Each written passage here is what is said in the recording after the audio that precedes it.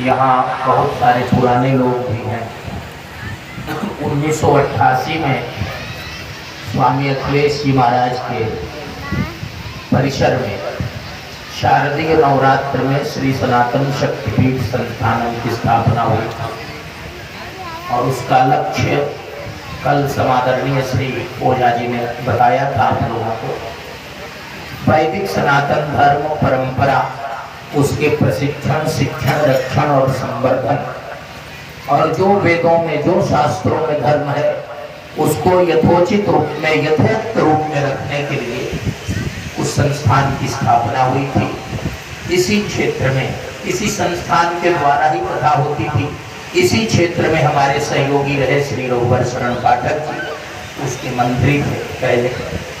वो अब दुर्भाग्य से पार्थिव शरीर से हम लोगों के बीच में नहीं है, लेकिन उनकी सहायता बहुत मिली है। और उस समय से हम लोगों ने रामायण, भागवत गीता और उपनिषद पर प्रवचन शुरू किए। गोरक्षा का प्रकल्प पत्रिका, सनातन सुरसरी नाम से हमारी पत्रिका भी रजिस्टर्ड है। आरा से ही उसकी पोस्टल रजिस्ट्रेशन भी है। पूरे देश में कहीं भी काफ़ी कंसेशन के रेट में वो जा सकती है। तो आप लोगों के बीच की चीज़ है और आप लोगों के द्वारा वह संस्था चले और इसी प्रकार जो वैदिक सनातन सिद्धांत है उसका अधिक से अधिक क्षेत्र में सघन दृष्टि से हम प्रचार प्रसार कर सकें, इसके लिए वह योजना है। और अपनी भी अब आयु बहुत बढ़ रही है, ये बहुत पुराना काम है, 88 की संस्था है। कितने हमारे सहयोगी आज नहीं भी हैं। पिछले 7 साल में जो उस काल के आचार्य लोग थे, पूज्य लोग थे, जिन्हें आप लोग जानते हैं, उन लोगों ने निर्देश दिया कि रामायण, गीता और भागवत पर सबसे अधिक फोकस किया जाए। इसी का जन जन में अधिक प्रचार हो और इसके सत्संग के लिए एक अलग से उसकी शाखा बनाई जाए। तो श्री सनातन शक्तिपीठ संस्थान, जो हमारा रजिस्टर्ड पंजीकृत संस्थान है, उसकी शाखा बन गई आध्यात्मिक सत्संग मंडल।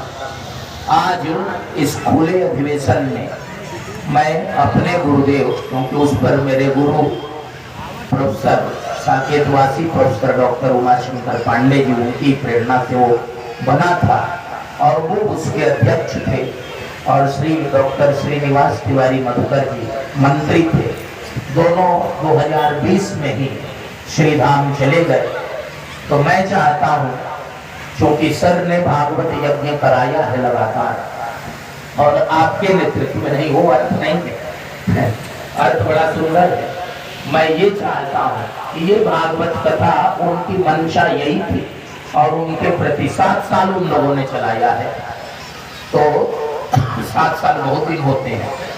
आज आध्यात्मिक सत्संग मंडल का सच अध्यक्ष मैं श्री ब्रिज बिहारी सिंह जी को घोषित करता हूँ और सचिव श्री त्रिलोकीनाथ सिंह जी को घोषित करता हूँ, क्योंकि त्रिलोकी बाबू को भी उनकी धर्मनिष्ठा, उनकी राष्ट्रनिष्ठा और उनका प्रेम मेरे साथ बहुत पहले से है। इस आयोजन को बनाने में, सफल करने में श्री त्रिलोकी बाबू भी मन पर आ जाए तो बड़ी कृपा होगी। पीछे हैं, उनको मैं जानता हूँ, वो मुझे जानते हैं। आज से 25-30 साल पहले उनके गांव में मैंने प्रवचन किया था, एक दिन गया था, उसको वो याद रखे थे और उसके कारण मेरे प्रति उनका अपनत्व निरंतर दिखाई देता रहता था। बाकी हमारे श्री राम नारायण पांडे जी, श्री अखिलेश पांडे जी, ये सब लोग हैं, और श्री मधेश्वर नाथ पांडे जी, श्री ओझा जी हमारे पुराने हैं, वो सब लोग इसको चला रहे हैं। श्री कृष्णा प्रसाद गुप्ता जी, ऐसे जो भी और लोग, अभिमन्यु जी, जो भी और लोग बच जाते हैं, मैं समय बचाने के लिए सबका नाम अब नहीं लेता, और आप सब लोग। और एक और निवेदन है, शायद आप लोगों के सामने रजिस्टर गया होगा, जैसी कल घोषणा इन लोगों ने की थी, उस पर आप सब लोग अपना नाम, पता, फोन अंकित कर देंगे तो आपको सूचनाएं भी मिलती रहेंगी।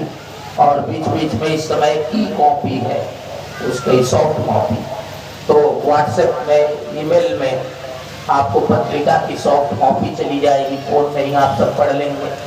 और हमारे कार्यक्रम प्रयाग में हरिद्वार में, कुंभ में, माघ में, वहां भी होते रहते हैं।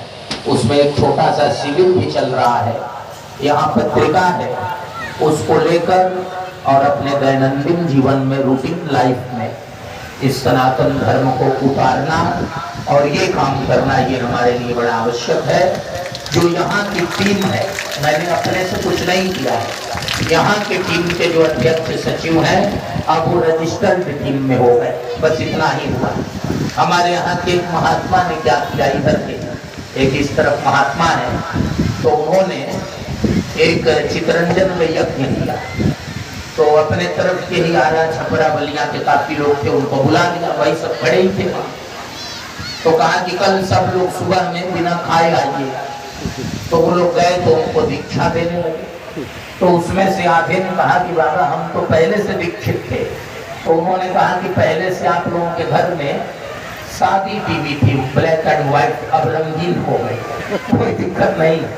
तो पहले से आपकी टीम यहाँ चल रही थी, उस टीम को केवल एक लीगल बॉडी के रूप में, एक रजिस्टर्ड बॉडी के रूप में बदल दिया गया। उसमें आप दोनों लोग भी, नागेंद्र बाबू और आप भी, ये सब लोग लगिए। और ये काम यदि सशक्त रूप में होगा तो पूरे देश में, अभी भागवत कथा के कारण पूरे देश में हम लोगों का जाना आना है।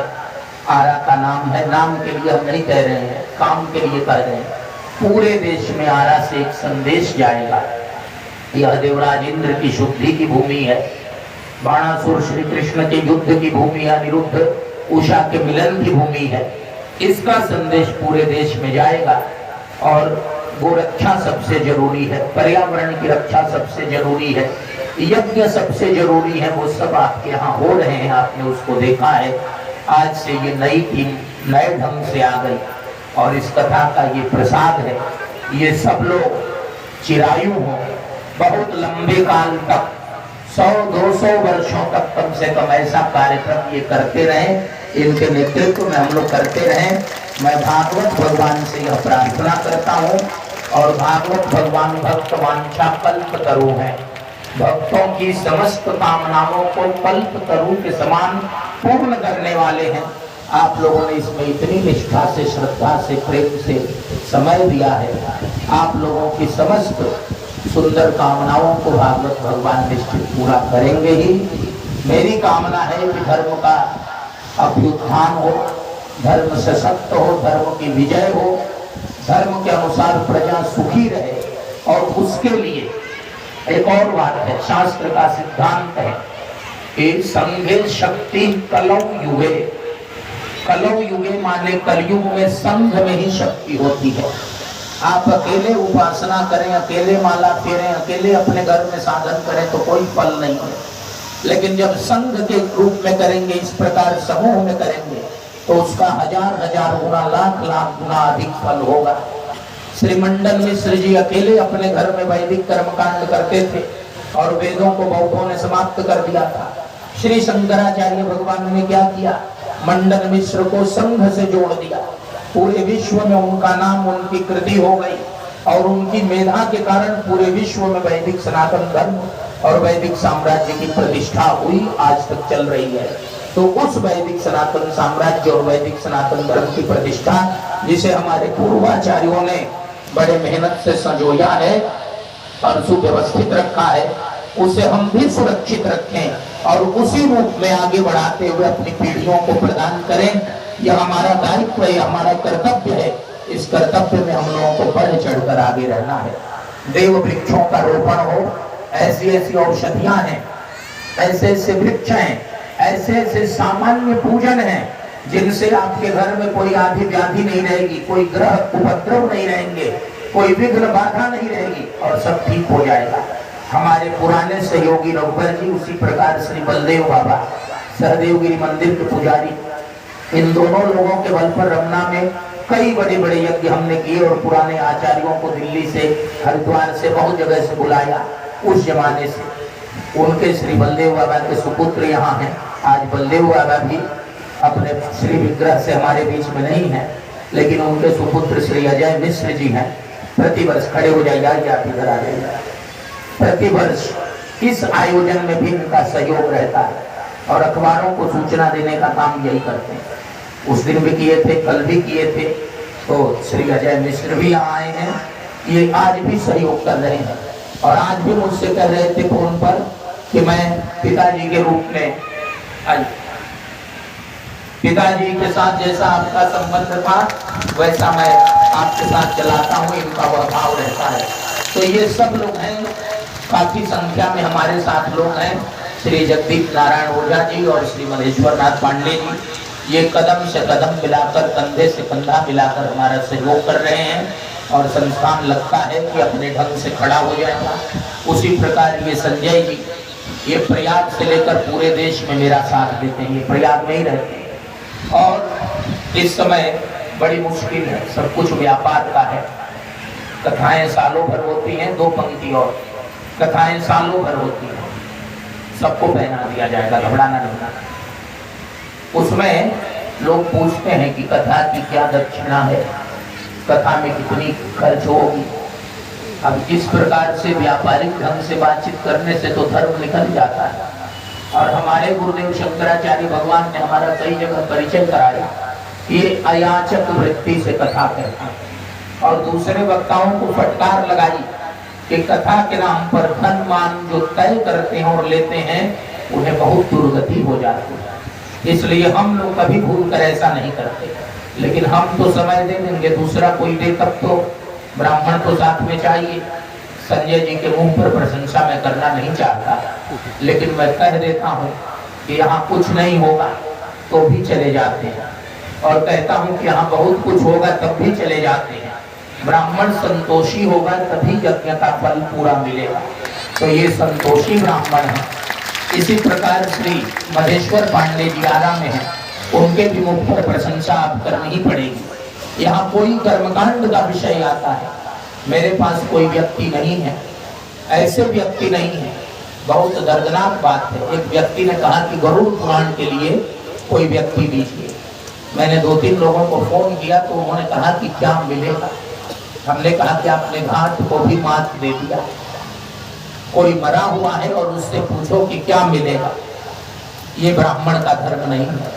मधेश्वर पांडे जी से मैंने कहा कि ऐसा काम है, तुरंत तैयार और तुरंत चलेगा। ऐसे निष्प्रिय, संतोषी, संयमी और सेवा भावी ब्राह्मणों की शक्ति जब होगी तब हमारे यहाँ धर्म उपासना की वृद्धि होगी। और हमारे संस्थान में 16 संस्कारों के लिए प्रशिक्षित ब्राह्मण होंगे। जिसको जरूरत होगी उसकी श्रद्धा पर रहेगा, लेकिन हमारे यहाँ से निष्प्रिय भाव से, सेवा भाव से और कर्तव्य भाव से, कर्तव्य परायण महान भाव जाएंगे और आपका काम कराएंगे। तो बहुत बहुत धन्यवाद। बाकी चीजें हमारे लोग बीच बीच में आप लोगों को बताते रहेंगे। नारायण।